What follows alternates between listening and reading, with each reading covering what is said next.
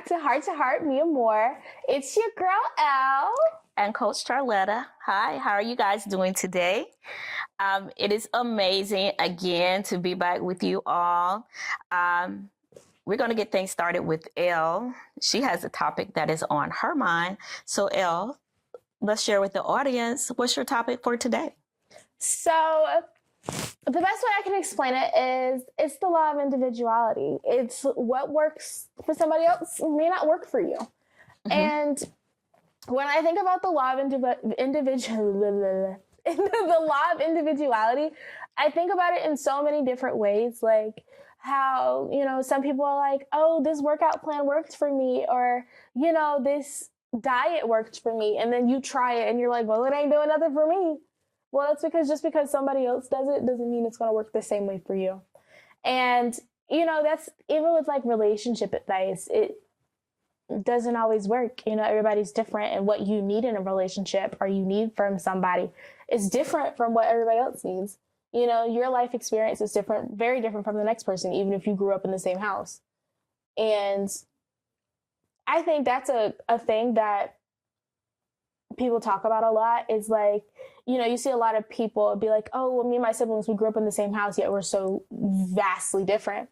And taking into consideration, like, okay, well, your life experience is different from the next person. Mm-hmm. So what might have happened, you might have seen things one way and they saw things a different way. Sure. You might be grateful for the experience you had and, be happy with what you experienced. And the other person is like, okay, and what I got to do with me?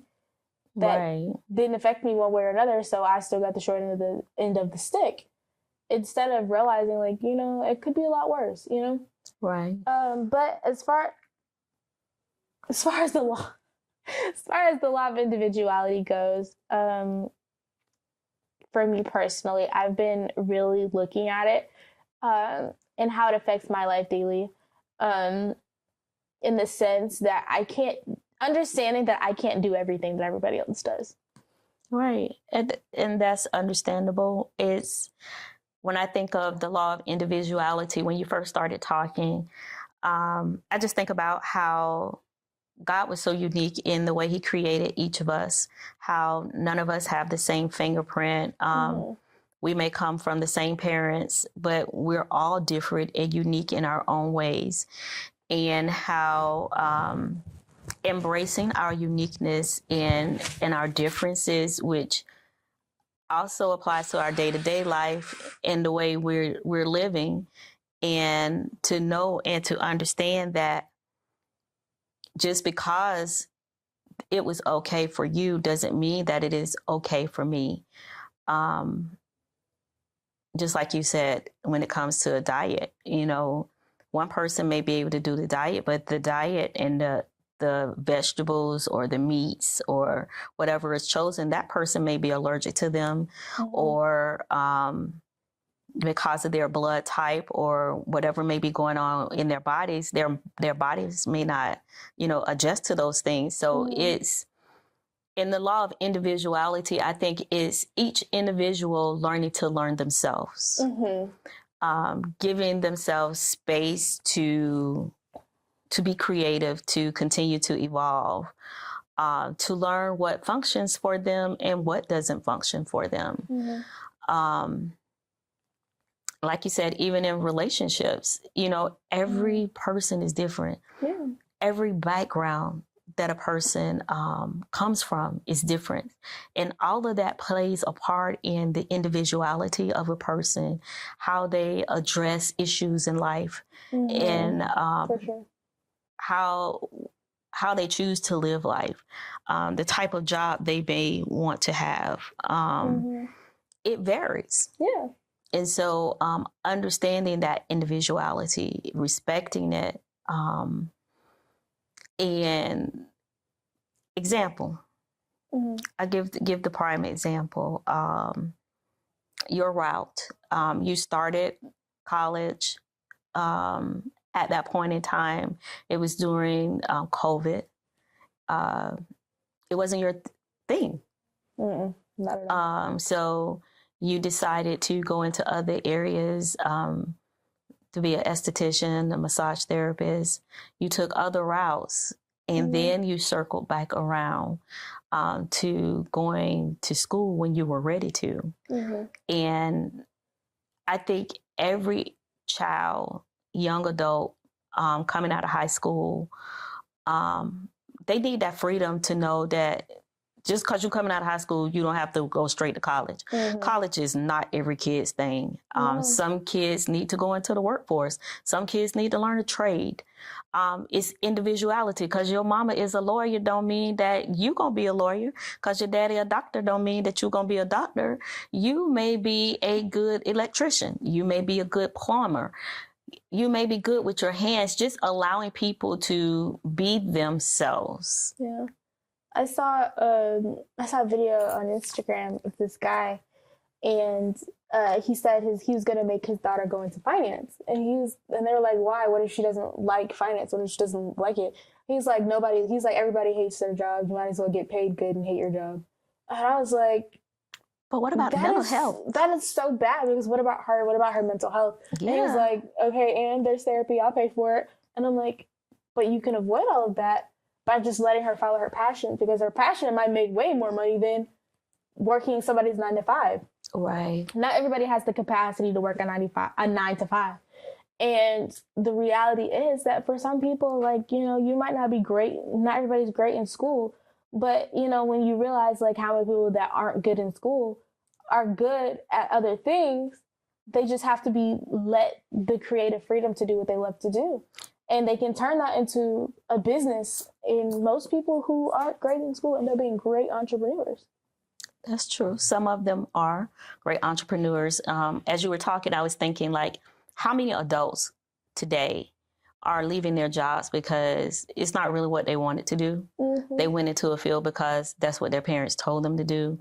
And it doesn't matter your age. Like, you could discover your strengths, your weaknesses, your passions at any age. It's never too late. Vera Wang didn't design her first dress until she was in her 40s. And that's what I'm saying. It's never too late. Like, to find your passion, find your key, find your niche in life, your niche in life, and go after it and be okay. Two people can have the same passion and sell the same product, but that product is going to reach two different audiences based on the people that are presenting that to the public. And so just knowing that there's room for everybody. I like to think about it in this way, like, when you look at, like, The Parent Trap, Annie and Hallie, they're identical twins, but they were polar opposites. Like, if you set them side by side, you had to, cut one's hair to make her look like the other, pierce one's ear, but, like, they're still polar opposites. Everything about them is opposites. One prefers to be, in the house. One prefers to be outside. One prefers, like, there are, like, some similarities, obviously, in looks and, like, having the same product, but their personalities and the way they went about life is what made them so different. And in their being so different, you're like, oh, okay, I identify with this twin more than the other twin. And you're like, well, why? Well, because this one, she's like sports like me. The other one is more book smart. But, like, understanding that as a person, we have our own individual experiences in life, and being kind to yourself because you're not where somebody else is at your age. Like, and not comparing yourself to other people, because we are individuals. You're not supposed to be like somebody else. Like, there's only one original. Like, there could be 1,000 copies, but the copies will always have flaws because they're not the original, And it's easy. To the trained eye, it is easy to tell the original from a copy. There's a certain authenticity about an original that when you're comfortable in being yourself, you're like, okay, I might not be perfect, but I'm the only one like me, Right. And, like, in the dating scene, I think that's something that's, like, the biggest problem with dating now is nobody's being their 100% self. I mean, it's kind of hard to be yourself if you don't know yourself, but what you know about yourself, not hiding that. You know what I mean? Like, there's so many people that, like, oh, you like sushi. Okay, you like sushi. There's nothing wrong with that. You like to read. There's nothing wrong with that. If you prefer to be in the house and read a book, good for you. You don't have to go out and party, because if you go party, you're going to be miserable the whole time. And it's going to be on your face. You're not going to have a great time. And nobody's going to talk to you, because why would I want to talk to the miserable girl in the corner? But see, so many young people here, especially in your topic of individuality, how many young people, and I've talked to several, they all say, well, my coach said I'm in my 20s, live my life, do this, do that, blah, blah, blah, enjoy, don't settle down with nobody. I hear both sides, girls and guys, go to the clubs, go do this, go do that, just enjoy life. But why push and encourage some people to go down a path or a road that isn't for them, that they're not really interested in? Or is it triggering for them? Because I know there are so many people that, like, if they experience like abuse or, you know, not being protected as a kid, or like they have been molested and stuff like that, trigger warning, sorry, that go through those things, you know, being in crowds of people makes them uncomfortable. They have panic attacks, anxiety attacks. You know, some people, thunderstorms are triggers for them, like, you know, because, you know, their parents died in a storm, they were on a plane and something happened, or they died like that, you know, or it was an accident in the rain or something like that. There are triggers for these people. And, you know, for some people, being in crowds isn't good for them. You know, being in loud spaces just makes them uncomfortable. And honestly, the person you're looking to meet, if you're just being yourself and you're doing what you love, you're going to meet your person doing what you love, you know, because a lot of times, like, yeah, you're going to be different, you know, opposites attract, but there are going to be those similarities that brought you together in the first place. And, you know, in your 20s, you know, everybody's telling you, like, oh, you know, like you said, there's so many coaches and, you know, older people like, oh, you're in your 20s, go wild out, like, sow your wild oats. Let's not do that, because there are STDs. There are things that, you know, you can't get rid of, that you're going to have to face that reality. Like, oh, but I use protection. Okay. There are plenty of people who use protection that still got STDs, that still got kids. I got birth control. Birth control don't always work. I don't care what they say. And honestly, it does more harm than good in the long run. But, you know, to each his own. But you have to be comfortable with taking that risk every day. Like, being true to you and learning. Instead of trying to do what everybody else wants you to do. Because, you know, in doing what other people want you to do, you're going to be miserable with your life choices. You're going to be down the road. And you're going to be like, you're always going to wonder, what if I had just done what I wanted to do instead of what they told me to do? Right. How different would my life be? And very much so, because even with what you're saying there, I'm just going to hop in for a moment. Go ahead. When you're doing what other people want you to do, and it's not what's in your heart, what happens is you do become bitter, you do become angry, you do become frustrated, but you're feeling those ways because you were not true to you. You betrayed the truest form of who you really are in every aspect, your heart, your soul, your spirit, all parts of you. Like, you betrayed you by trying to become what somebody else thought you should be. And it impacts you on so many levels. Like, somebody can say to you, I expect you to always be a size 4 or always be a size 5. People end up with eating disorders because somebody isn't allowing their body to just be itself. Yeah. Because you feel like it should be a certain way. You're putting them in bondage instead of allowing them that law of individuality. And we have to learn to embrace us. Yeah, for sure. Who we are. But it's hard for people to allow others to embrace themselves when they don't embrace themselves personally. Yeah. So they put the same bondage that somebody put on them onto other people. And that's sad in and of itself. But before we go any further, we're going to take a quick commercial break. And we just want to say thank you for joining us this far. And we'll be right back with Heart to Heart, Mia Moore. The Golden Nutcracker is an original contemporary telling of the traditional Nutcracker, which includes various genres of dance. Join us for 4 dynamic shows. Those shows, the dance that you will see is ballet, point, modern, jazz, tap, West African, and Caribbean, and liturgical. It's an amazing show. Elle herself has been in 3 of them. And so during the holidays, go out and check out the Golden Nutcracker. All right, guys, welcome back. Welcome back. Welcome back.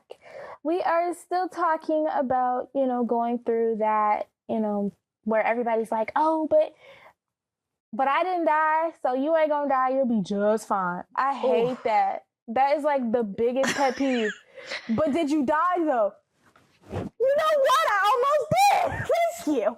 Like, I hate that. Did you die? But you died in many ways. You may physically be here, but you died mentally. You died emotionally. Like that right there.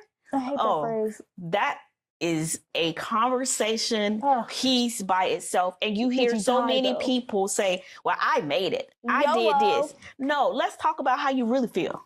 Mm-hmm. Let's talk about your real true disappointments. Let's talk about how it hurt you to your soul. Yeah. I mean, let's really go there, but many people don't go there, but they will tell you, well, babe, I got the t-shirt, I got the pants, I got the car, I got the hat, I got all of these things to say that I survived. Did you?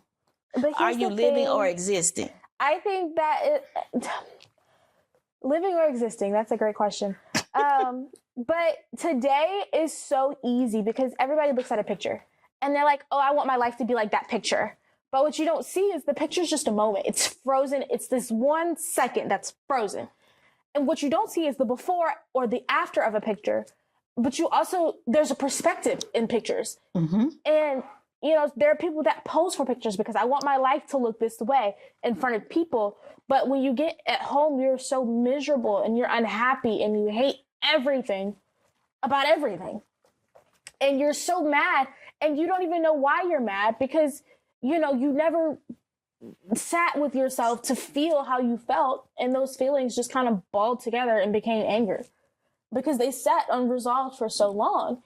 And I feel like those people, those aunties, those uncles, those random people on the street who are always like, well, you should at least try it. Don't knock it until you try it. I'm sorry, I don't have to try it. I see what it did to your life. I don't need to try it. But it might not do that for you. You're right. It might do a whole lot worse. I'm not worth the risk. Thank you. Like, I think that's part of the reason that I'm so different from the people in my generation is that I'm not willing to risk my mental health, my peace, my sanity just to try it. It's not worth it. It's not. Pick and choose your battles. That is not a battle I'm going to willingly choose. Like, I am so beyond picky. Like, I blocked a friend because I was like, that's a battle I'm not willing to fight. Like, best friends. And I was like, I can't do it. One conversation, I was like, that is a battle I will not pick. I will not pick. But that's you, the individual you, learning that I don't have to deal with that. Mm-hmm. And you knew that within yourself, I need to cut this off because the repercussions down the line is something that I don't want to deal with. And being that young person to identify that law of individuality, recognizing it about yourself and to know what's for you and what's not for you. And I think that's one thing we don't really teach young people is that they can be an individual, that they can be in the midst, but still be themselves. Yeah, absolutely. And teaching them to embrace that part of themselves and to be confident in their differences and knowing I can be in the crowd, but not of the crowd or just like the crowd. I can still be myself. I can stand out. And that's something that I really think we should try to focus more on. But again, many people don't know how to deal with that because they're not individuals themselves. They're trying to be a carbon copy of somebody else who they really aren't. Or even they're trying to be a copy of something that they think that person is, or trying to be what they think somebody wants them to be. True. Like, I was that person that, like, I would be myself up to a point, and then I was like, whenever I got to a point of like, oh, I really like you, let me try to be what I think you want me to be in this moment, instead of just completely being authentically myself like I had been doing. And it changes everything. It makes everything a mess, and it's like, but it was so good. What happened? And then having, like, now, like, looking back and being like, oh, I self-sabotaged there. It was too good for me, and I thought I didn't deserve it. And understanding, like, you deserve happiness, you deserve to be at peace, you deserve to be loved correctly. And, you know, even, like, the topic of being loved correctly, everybody's viewpoint of what loved correctly is different based off of how they grew up, or, you know, what happened to them, or the people around them. It's all different. Yeah. And, you know, I think that's something that's really crazy. But then again, there's the law of individuality. It's what you as an individual grew up seeing and what you've experienced yourself.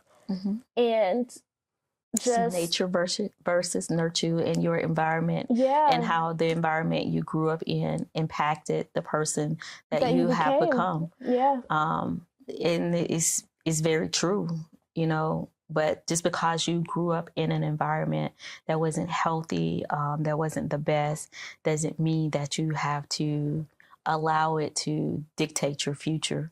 Absolutely. You do have the capability of change. You do have the capability of going to counseling, getting you a therapist, having a life coach. That will tell you about yourself. Yes, that will help you see you. Yeah. And be honest with you. But also not make you feel bad about the decisions you made. Yes. And people will always, like, I know some people think it's such a bad thing to go to therapy or to shop around for therapists. It's not. Because every therapist is not your therapist. Like, I had a therapist that she reminded me of a therapist that I had as a kid.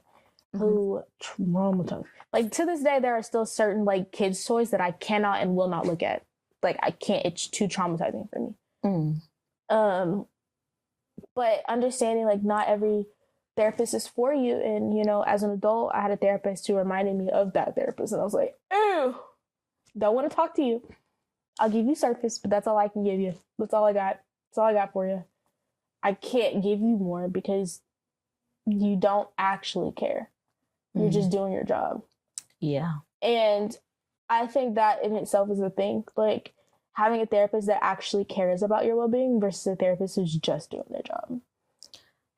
That's a mouthful right there. As well as, like, having a life coach that actually cares about you versus they're just doing their job. That makes a difference in finding that person that you can communicate with. Again, is the individuality of each person. Can that person meet you where you are? And can that person help navigate you to the place that you want to arrive at? Is very important. Embrace. And I would say to anybody, I don't know the ages of those who's watching the show, but regardless of where you are in age, embrace who you are. Yeah, absolutely. Take a look in the mirror. If you have a mask on and you're being somebody that you truly aren't, take your mask off and embrace the you. Discover the you that you've been hiding from because you've worn that mask for so long, trying to be what you thought others wanted you to be. Be true to you. But also allow your little kid, your inner kid, to grow up. Allow that inner kid to grow up. Sometimes some of us, we get stuck at an age when we're kids, and, you know, we get stuck there. Because so much happened in a small frame of time that we don't have the facilities to process. Yes. So we grow up in age, but we're still stuck acting like that little kid because that's all we got. Yes. We never got to process and grow from that. But my Uncle Andy, he used to tell me when I was younger, I was in, like, middle school or high school, he told me, You can't be a circle in a square. It doesn't fit. You can't be a square in a circle. It doesn't fit. You're gonna, even if you are a square trying to fit in a circle, you're hurting yourself trying to be something that you're not.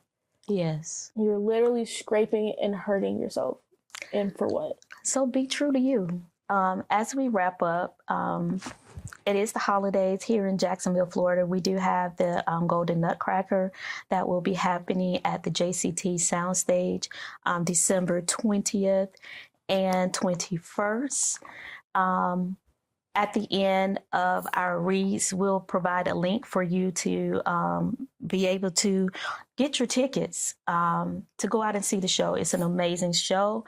Elle herself has participated in it for the last, for 3 years. And just go out and support and enjoy. And with that being said, we just want to say thank you for joining with us. And as always, from heart to heart, Mia Moore, from our heart to your heart. Until next time, we'll see you later.